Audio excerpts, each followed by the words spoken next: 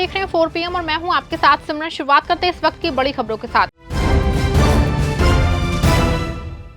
गोरखपुर के रामगढ़ ताल क्षेत्र में देर रात पुलिस और शातिर चोर के बीच में मुठभेड़ हो गई। जवाबी कार्रवाई में आरोपी मोहम्मद शहजादे के पैर में गोली लग गई, जिसके बाद उसे गिरफ्तार करके अस्पताल में भर्ती कराया गया। मुठभेड़ के दौरान एक कांस्टेबल भी घायल हुआ है। पुलिस के मुताबिक चेकिंग के दौरान बाइक सवार शहजादे को रोकने का प्रयास किया गया, लेकिन वो भागने लगा और पुलिस टीम पे फायरिंग कर दी। जवाबी कार्रवाई में उसके पैर में गोली लगी। आरोपी के खिलाफ गोरखपुर और संत कबीर नगर में गैंगस्टर एक्ट समेत 25 मुकदमे दर्ज हैं। पुलिस ने उसके पास से चोरी के जेवर, 10,000 रुपए, तमंचा, कारतूस और बाइक बरामद की है। सीसीटीवी फुटेज के आधार पर पुलिस उसकी तलाश कर रही है।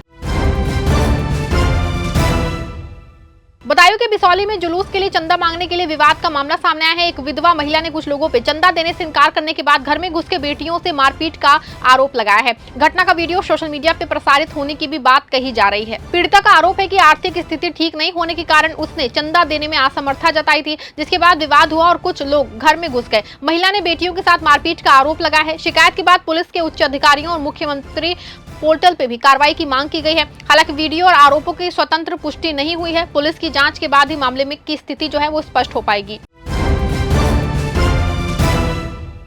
गोरखपुर के तालन दौर में निर्माणाधीन पशु चिकित्सा विज्ञान महाविद्यालय का काम धीमा होने पे मिलने पे मंडलायुक्त इंद्र विक्रम सिंह ने कार्यदायी संस्था के अधिकारियों को फटकार लगाई है। उन्होंने श्रमिकों की संख्या बढ़ा के निर्माण कार्य को तय समय सीमा में पूरा करने के निर्देश दिए। मंडलायुक्त ने सोमवार को महाविद्यालय का स्थानीय निरीक्षण करके अस्पताल और एकेडमिक ब्लॉक की प्रगति देखी। काम की रफ्तार निर्धारित समय के अनुरूप नहीं मिलने पे अधिकारियों को तेजी से आने के निर्देश दिए हैं। साथ ही निर्माण की गुणवत्ता और मानकों का ध्यान रखने को कहा है। मंडलायुक्त ने अप्रोच रोड का काम भी कम जल्द पूरा कराने के निर्देश दिए हैं।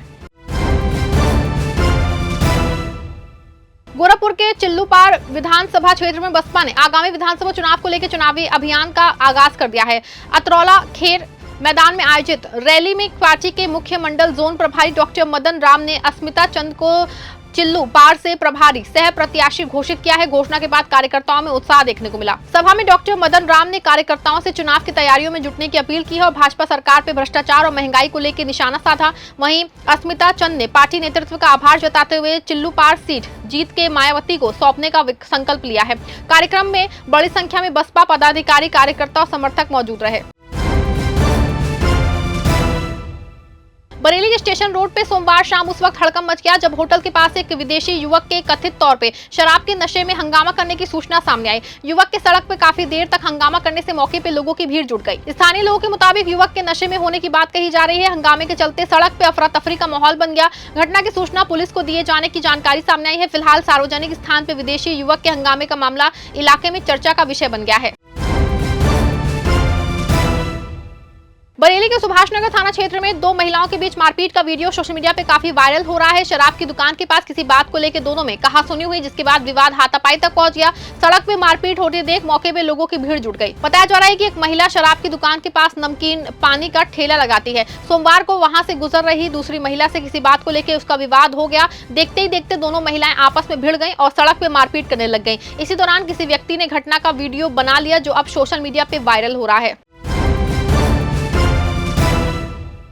बरेली के सिरौली थाना क्षेत्र में 2 दिन से लापता 19 वर्षीय युवक का छत विछत शव जंगल से बरामद हुआ है। शव कैलाश मणि मंदिर के पीछे जंगल में मिला है। जंगली जानवरों द्वारा शव को नोचे जाने की आशंका जताई जा रही है। पुलिस ने मौके की मौत की वजह जानने के लिए जांच भी शुरू कर दी है। नामदारगंज निवासी अर्जुन 22 अगस्त को घर से बिना बताए निकला था। परिजनों ने शनिवार को गुमशुदगी दर्ज कराई थी। सोमवार देर रात जंगल में शव मिलने की सूचना पर पुलिस मौके पहुंची और उसकी पहचान अर्जुन के रूप में हुई है। घटनास्थल से नशीली दवा और कुछ सामग्री भी मिली है, इसे जांच में शामिल किया गया है। पुलिस हत्या, हादसे समेत सभी पहलुओं की जांच कर रही है। शव पोस्टमार्टम के लिए भेजा गया है।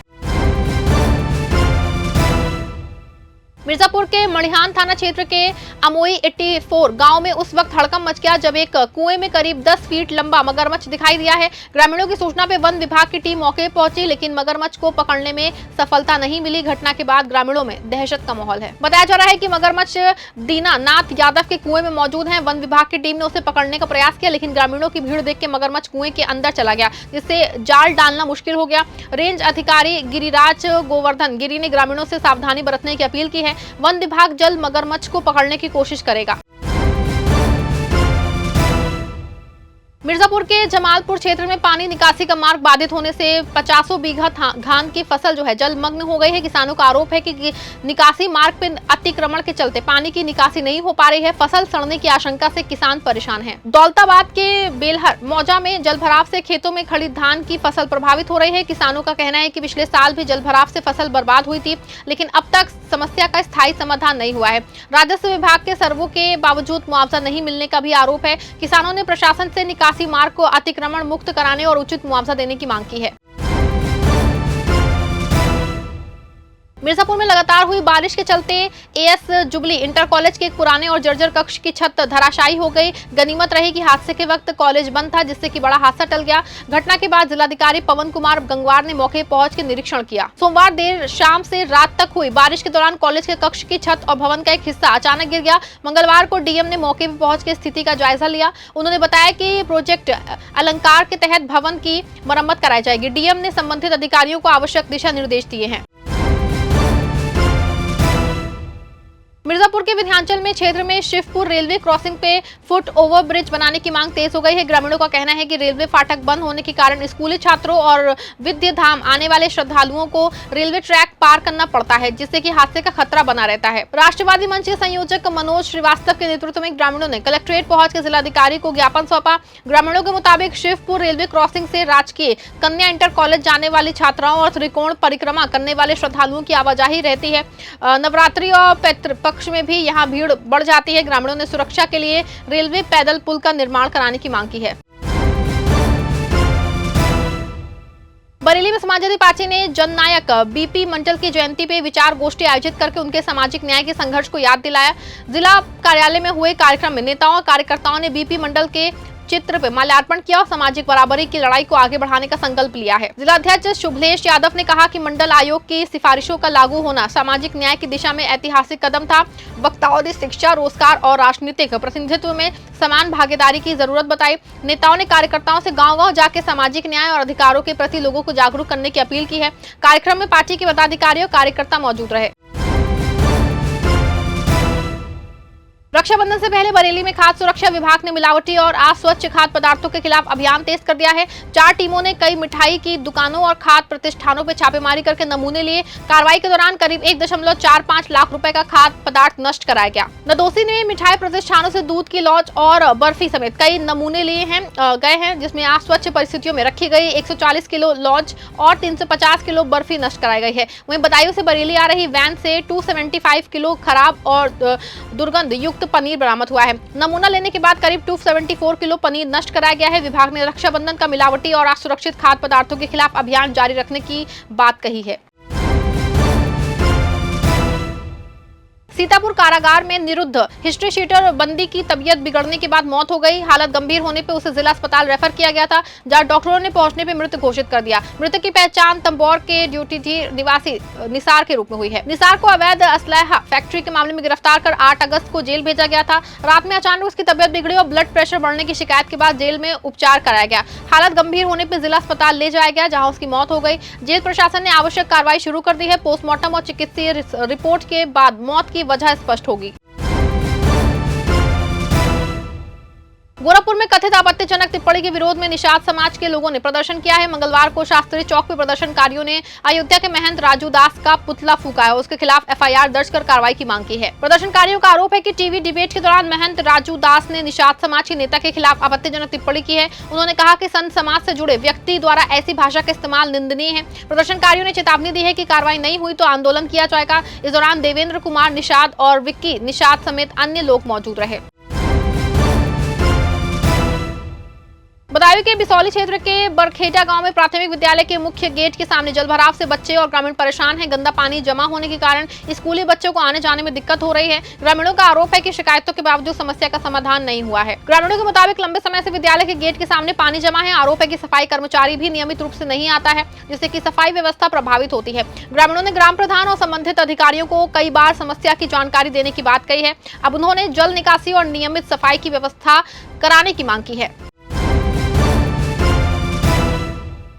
सीतापुर के महमूदाबाद में स्वास्थ्य विभाग ने निजी डायग्नोस्टिक सेंटरों के खिलाफ कार्रवाई की है। डीएम के निर्देश पर टीम ने बिस्वंडा रोड स्थित एक सेंटर में खामियां मिलने पर उसका संचालन बंद करा दिया। साथ ही सेंटर में लगी अल्ट्रासाउंड मशीन को भी सीज कर दिया है। डिप्टी सीएमओ के नेतृत्व में टीम ने एवन डायग्नोस्टिक सेंटर का औचक निरीक्षण किया। जांच में सेंटर से संबंध पैथोलॉजिस्ट चिकित्सा का लाइसेंस हटाए जाने की जानकारी सामने आई है, जिसके बाद संचालन बंद कराया गया। टीम ने अन्य सेंटरों के अभिलेख भी जांचे हैं, जिसमें एक सेंटर की व्यवस्था सामान्य मिली है। कार्रवाई के दौरान कुछ झोला छापों के शटर गिरा के भागने की जानकारी सामने आई है। मिर्जापुर के देहात कोतवाली क्षेत्र में पाही पर रहे 35 वर्षीय युवक की हत्या से सनसनी फैल गई। शराब पीने को लेकर हुए विवाद में युवक पे हमला किया गया था। अस्पताल ले जाते समय उसकी मौत हो गई। घटना के बाद पुलिस ने आरोपी को उसके घर से गिरफ्तार कर लिया है। बरबसपुर घौली गांव में अनिल विश्वकर्मा का विवाद के दौरान जो है एल्यूमिनियम की डकैती से हमला करने का आरोप है। आपको बता दें, गंभीर हालत में उसे अस्पताल ले जाया गया, लेकिन रास्ते में मौत हो गई। एसपी के निर्देश पर गठित पुलिस टीमों ने आरोपी आनंद कुमार उर्फ राम बाबू को उसके घर से गिरफ्तार किया। पुलिस ने उसे निशानदेही पे खून से सनी पैंट भी बरामद की है। शव को पोस्टमार्टम के लिए भेज के आगे की कार्रवाई की जा रही है। उन्नाव में 12 वफात के कार्यक्रम को लेकर सड़क के बीच गेट लगाए जाने का मामला सामने आया है। दरोगा दोस्ती नगर रोड पे गेट लगाए जाने से आवागमन प्रभावित होने की आशंका जताई जा रही है। शिकायत के बाद सीओ सिटी और कोतवाली पुलिस मौके पर पहुंची और स्थिति का जायजा लिया। बताया जा रहा है कि मुस्लिम समाज के रोशनी कार्यक्रम को लेकर पिछले कई दिनों से सजावट की जा रही थी। इस बार 20 सड़क पे गेट लगाए जाने को लेकर सवाल उठे। पुलिस ने मौके पर पहुंच के आयोजकों को गेट परंपरागत और उचित स्थान पर लगाने की हिदायत दी है। साथ ही मौजूदा गेट को जल्द हटाने के निर्देश भी दिए गए हैं। फिलहाल खबर बस इतनी। प्रदेश की हर छोटी बड़ी खबर के लिए देखते रहें 4 PM न्यूज नेटवर्क।